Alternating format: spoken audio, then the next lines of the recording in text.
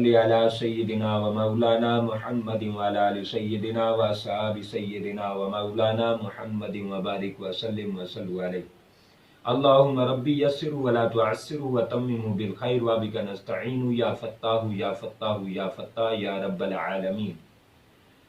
پیارے دوستو، ہم آج صرف نحو کا آغاز کرنے لگے ہیں، اپنی استعداد اپنی صلاحیت کے مطابق جو اللہ پاک نے توفیق بخشی ہے۔ لیکن میں ایک بات یہاں کلیئر کر دوں، پہلے آپ کو گردانیں یاد کرنی ہوں گی۔ جب آپ گردانیں یاد کر لیں گے پھر یہ لیکچر سننا، کیونکہ گردانیں یاد کرنے والی چیز ہیں، ان میں کیا بتا سکتا ہوں، وہ آپ رٹا لگائیں گے، اس کے بعد آپ نے یہ لیکچر سننا ہے۔ جب آپ گردانیں یاد کر چکے ہیں تو ہم اس سے بتانا چاہتے ہیں کہ کلمات لغت عرب یعنی عربی زبان کی لینگویج سمجھ لیں۔ عربی لینگویج میں کلمات جو ہوتے ہیں تین قسم پر ہوتے ہیں۔ عربی لینگویج میں کلمات تین قسم کے ہوتے ہیں، مثلا اسم ہے، فعل ہے، حرف ہے۔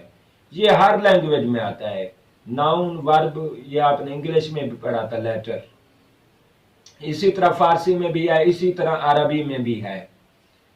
تو کلمات عرب تین قسم کے ہیں، اسم ہے، فعل ہے، حرف ہے۔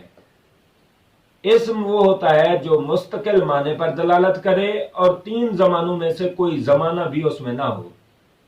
فعل وہ ہوتا ہے جو مستقل معنی پر بھی ہی دلالت کرے اسم کی طرح، لیکن تھوڑا سا تبدیل ہو جائے کہ اس میں زمانہ بھی ہو، اسم میں نہ ہو۔ یہ ہے فرق اسم اور فعل میں۔ حرف وہ ہوتا ہے جس میں نہ اسم ہو نہ فعل ہو، نہ اسم کی علامتیں ہوں نہ فعل کی، یعنی نہ مستقل معنی پر دلالت کرے نہ ہی اس میں کوئی زمانہ ہو۔ آپ سمجھیں کہ پھر حرف کا فائدہ کیا ہے۔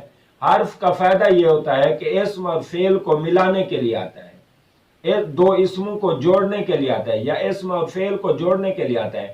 مثلا آپ یوں سمجھیں زیرو ہے، زیرو کی کوئی حیثیت نہیں، لیکن اگر آپ نے 10 لکھنا ہے تو زیرو مسٹ ہے، ایک کے ساتھ آپ کو زیرو ضرور لکھنی پڑے گی، وگرنہ 10 نہیں بنتے۔ 100 لکھنا ہے تو آپ کو 2 زیرو لگانی پڑے گی، یعنی زیرو کی ویسے کوئی اہمیت نہیں، لیکن جب ایک کے ساتھ زیرو 2 لگ جائیں تو 100 بن جاتا ہے، 3 لگ جائیں تو 1000 بن جاتا ہے، لہٰذا یہ ملانے کے لیے آتے ہیں۔ اسی طرح حرف کا فعل ہے، لہٰذا اسم، فعل اور حرف۔ اسم کیا ہوتا ہے؟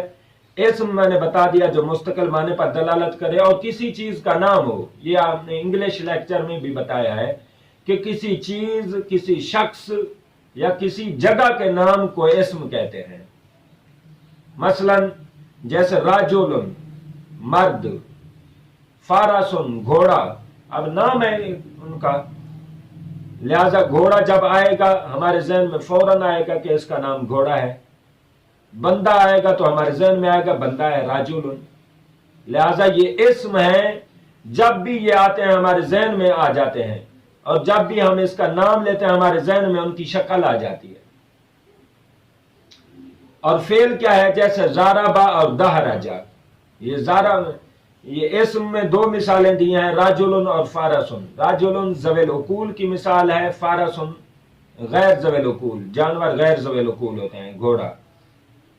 فعل جیسے زاربا اور دہرجا، زاربا مثال ہے ثلاثی کی اور دہرجا مثال ہے رباعی کی۔ لہذا آگے چلیں، اسم 3 قسم کے ہوتے ہیں، اسم کی 3 قسمیں ہوتی ہیں، ثلاثی، رباعی، خماسی۔ ثلاثی کسے کہتے ہیں؟ جو 3 حرف پر، جس میں 3 حرفوں پہ مشتمل ہو، جیسے زیدن یا علی، علی عین لام یا 3 حرف ہیں، لہذا یہ ثلاثی ہے۔ یہ اسم میں ثلاثی ہوگا کیونکہ علی نام ہے، نام فعل نہیں ہوتا، نام اسم ہوتا ہے۔ لہذا منیب کیا ہے؟ یہ خماسی بنے گا، 5 حرف والے کو کہتے ہیں خماسی۔ رباعی کہتے ہیں 4 حرف والے کو، میرا نام ہے شاہد، یہ 4 حرف ہیں، رباعی ہے، شین الف ہا دال، لہذا میرا نام رباعی ہے، 4 حرف ہیں اس میں، اور علی کے نام میں 3 حرف ہیں، لہذا یہ ثلاثی ہے، اسم اور میرا نام بھی 4 ہے، لہذا یہ اسم ربائی ہے۔ اور منیب یہ 5 حرف ہیں، میم، نون، یا، با، 4 حرف ہیں، یہ بھی ربائی بنتا ہے۔ شہروز، شہروز یہ 5 حرف ہے، یہ خماسی ہے، اسم خماسی، شین، ہا، را، واو، زا۔ اب یہ خماسی ہے، لہذا آپ ثلاثی، ربائی اور خماسی کو یوں سمجھیں، علی کو آپ ثلاثی سمجھیں، شاہد کو آپ ربائی سمجھیں، اور شہروز کو آپ خماسی سمجھیں۔ لہذا 5 حرف والی کو خماسی کہیں گے، 4 حرف والے کو ہم کہیں گے ربائی، اور 3 حرف والے کو ہم کہیں گے ثلاثی۔ آج کے لیکچر کو اللہ کو